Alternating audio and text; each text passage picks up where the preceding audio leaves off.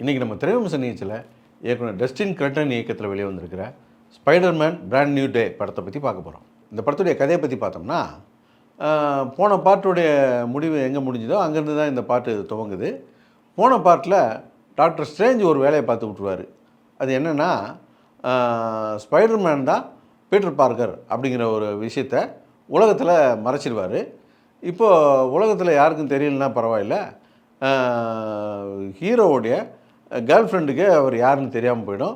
ஹீரோவுடைய close friend கூட இவர் யாருன்னு தெரியாது. இதுவே இவருக்கு ஒரு பெரிய மன உளைச்சலாக இருக்குது. இந்த மன உளைச்சலுக்கு இடையிலையும் அவர் இந்த நியூயார்க் சிட்டியை காப்பாற்றுற கடமையிலேருந்து தவறல. எந்த விஷயமா இருந்தாலும் போய் அடித்து தூள் கிளப்பிட்டு வந்துடுறாரு.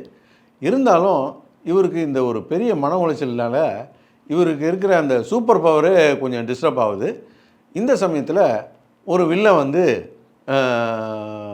பெரிய வேலையை செய்ய ஆரம்பிச்சிடுறான். அவன் ஹீரோயினை என்ன பண்ணுறான் பாரு அப்படின்னு வேற சவால் விட்டுறான். இதுக்கு இடையில் ஒரு முரட்டு வில்லன் வேறு வந்துடுறான். அவன் ஹீரோயினை கொல்ல போகிறான் பாரு அப்படின்னு கிளம்பிடுறான். இப்போது ஹீரோ அந்த வில்லங்கிட்டேருந்து நாட்டை காப்பாற்றினாரா, ஹீரோயினை காப்பாற்றினாரா, அதுக்கப்புறம் என்னாச்சு அப்படிங்கிற இந்த படத்துடைய கதை. இந்த ஸ்பைடர்மேன் படங்கள்லாம் நம்ம எதுக்காக பார்க்க போகிறோம்? அதில் வரக்கூடிய ஆக்ஷன் பிளாக்குக்காக தான் போய் பார்க்க போகிறோம்.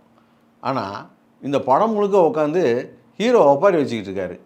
ஒப்பாரி வச்சாருன்னா பரவாயில்ல, இடையில போய் சண்டை முடிச்சுட்டு வந்தாருன்னா பரவாயில்ல, ரொம்ப நேரம் உட்காந்து ஒப்பாரி வச்சுக்கிட்டு இருக்காரு. கொஞ்ச நேரம் தான் சண்டை பிடிக்கிறாரு. அதில் ஒரு 3 ஆக்ஷன் பிளாக்கு நல்லாவே இருந்தது. படத்தில் வில்லன் கூடு விட்டு கூடு பாயிறவன். அந்த கூடு விட்டு கூடு பாயிற அந்த வித்தை செய்யும் போதெல்லாம் அதை விஷுவலாக நல்லா மிரட்டியிருந்தாங்க. விஷுவலாக பார்க்குறதுக்கு ரொம்ப நல்லா இருந்தது. பொதுவாக இந்த மாதிரி சூப்பர் ஹீரோ படங்கள்லாம் கேமியோன்னு சொல்லிவிட்டு ஏதோ ஒரு சூப்பர் ஹீரோவை கொண்டு வந்து உள்ளே சொல்லுவானுங்க. இந்த படத்துலேயும் ஒரு சூப்பர் ஹீரோ கேரக்டர் இருக்குது. அதை சொன்னால் ஸ்பாய்லர் அப்படின்னு சொல்லிட்டு இந்த ஊழ விட்டானுங்கெல்லாம் கதறிட்டு இருப்பானுங்க. அதனால் அதை நேரடியாக சொல்ல முடியாது. வேணால் குழு வேணால் கொடுக்கலாம். மொதல் 2 எழுத்து ஹெச்யூன்னு வரும், பின்னால் 2 எழுத்து எல்கேன்னு வரும். ஆள் கொஞ்சம் பார்க்க பல்காக இருப்பார், பச்சை கலரில் இருப்பார். இது ஊருக்கே தெரிஞ்சாலும் அதை நாங்கள் சொல்லக்கூடாது, சொன்னால் ஸ்பாய்லர் ஆகிடும் அப்படின்றதுனால நாங்கள் சொல்லலை.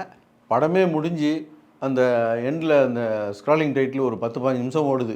அதெல்லாம் முடிஞ்சு இந்த போஸ்ட் கிரெடிட்டுக்காக வெயிட் பண்ணிட்டு பார்த்தா போஸ்ட் கிரெடிட்னு ஒன்று போட்டாங்க. நீங்களாம் இந்த இடவேளில் பாப்கார்ன்லாம் வாங்கி சாப்பிட்டிங்கன்னா அந்த டப்பாவெல்லாம் தூக்கி போட்டாங்க.